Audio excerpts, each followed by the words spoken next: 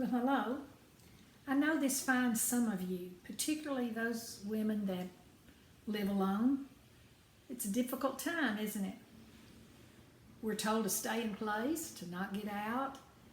And I just started thinking about what could we do possibly to help all of us feel a little comfort and strength in these difficult times. And so several people in the ladies' class in the last several months have talked about how they have enjoyed learning about some of the Bible characters that sometimes we don't know a whole lot about, or many times we know the name but just don't know a whole lot about them.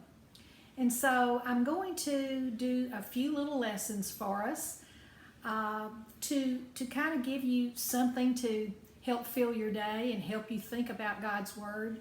And hopefully you'll be blessed by this as I have been for studying it. So I named these lessons studies of some famous and not so famous Bible characters. And you know, when I began this, I thought, well, who all will I want to study? And did you know that there's like 2,987 names mentioned in the Bible? That's a lot. And for a teacher, it means it could be an easy or a difficult thing to choose depending on how you look at this. But there were lots of names that I had to consider. And one of the things I thought interesting, being with my background of computer science, was I found a software company called Logos Bible Software. And they can run all kinds of programs, but in particular, I looked at an algorithm that computes the top 50 Bible characters. Now, the way they consider a top Bible character is they look at the number of times the Bible character is mentioned and the dispersion of those mentions across verses, chapters, and even books. So, you know, I'm not for sure of the weighting on that. The weights may be heavier on the fact that, wow, if they appear in several books versus just several verses in one book and one chapter, then that might give a little heavier weight. But anyway, running this, here's what I found. These right here, the size, and I don't know if you can see this or not, and maybe I can pull this up a little closer, but the larger the dot, the more significant it was considered that the Bible character was. And so, of course, the largest dot on this whole graph is Jesus. And then there's some others that you probably can't read, but I am going to show you how they clustered. They clustered into these right here. These four were the most significant, and then there's some others down here. So let me just go to the next slide. Now, the next slide has these three clusters. The first cluster is obviously Jesus, also David, Moses, and Jacob. And that's followed by the second cluster, Abraham, Aaron, Solomon, Judah, Isaac, King Saul, Joseph, Paul, Joshua, and Peter. And then thirdly, the ones that showed up in the top 50, and I won't name all of them, but they included people like Levi, Benjamin, Hezekiah, even Noah and Adam ended up in this bottom tier of the top 50 Bible characters. But I wanted to think about it a little bit more, and I thought, well, I wonder about women's names because, you know, we might want to study some women characters. And so I looked at those, and here's what we found out. And again, the size of the dot tells the significance as far as how many times their names appear in the Bible and the dispersion of those names. And you'll notice there's a big dot up here for Sarah, and there's a fairly big dot for Rachel. There's one for Miriam. There's one for Mary, the mother of Jesus, and so forth. And so there was one dot up here that I thought, who in the world is that? And I want to talk a little bit about her today because basically I'd never heard the name before, but she showed up pretty significant. So here were the top women, and I'm just going to name a few in order. So Sarah got the most numbers of mentions, and then followed by Miriam and Rachel, and then this person called Zeruiah, and then Mary, the mother of Jesus, Mary Magdalene, and Bathsheba both have the same significance. And so I looked at this and I'm like, who in the world is Zeruiah? And so we're going to look at that today just as a fun activity, and then I think we can pull some biblical and spiritual significance for us.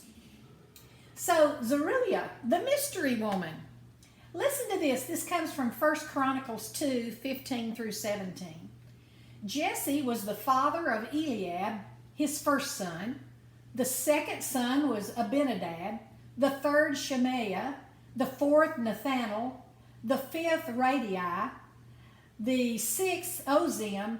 And the seventh David. I may have messed up some of those names, but their sisters were Zeruiah and Abigail.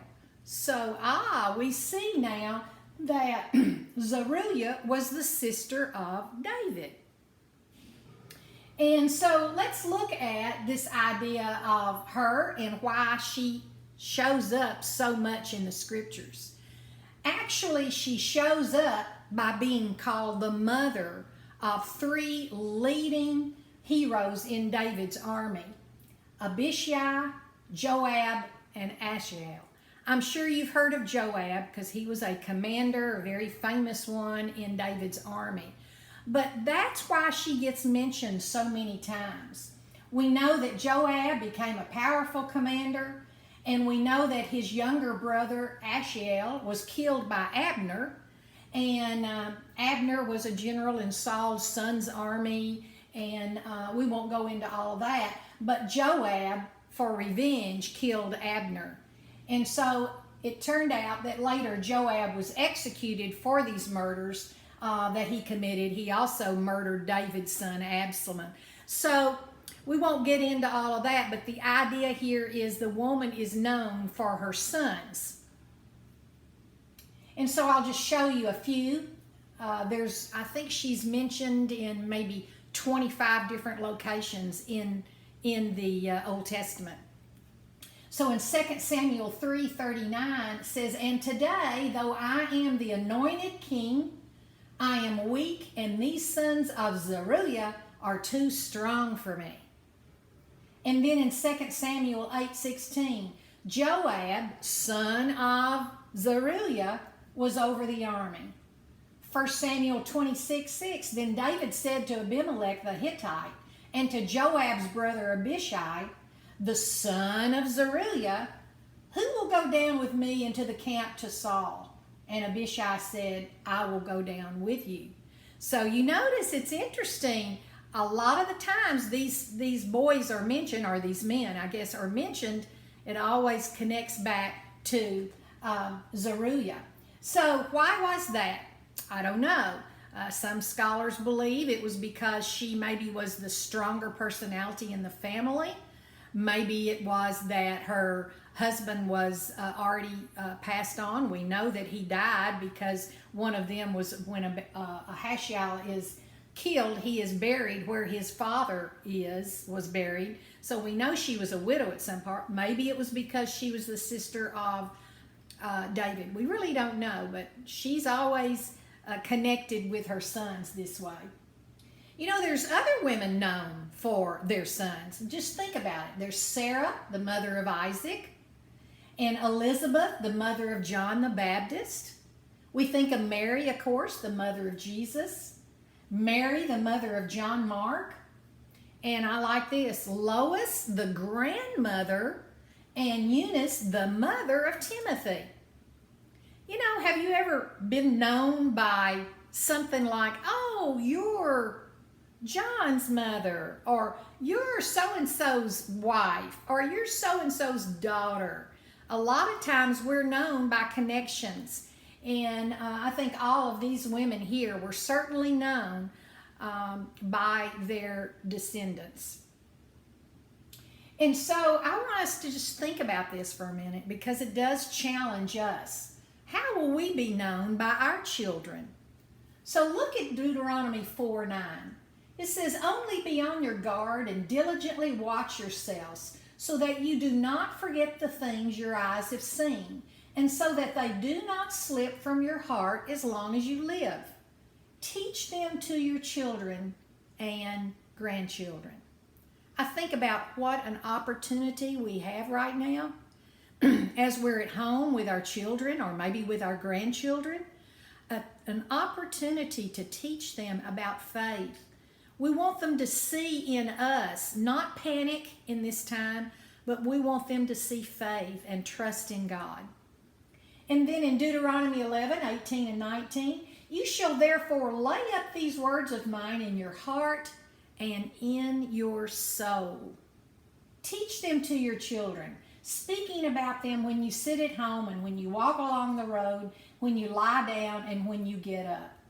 Don't we want them to see that these words are not just here in my mind, they're in my soul, they're in my spirit, they're a part of me.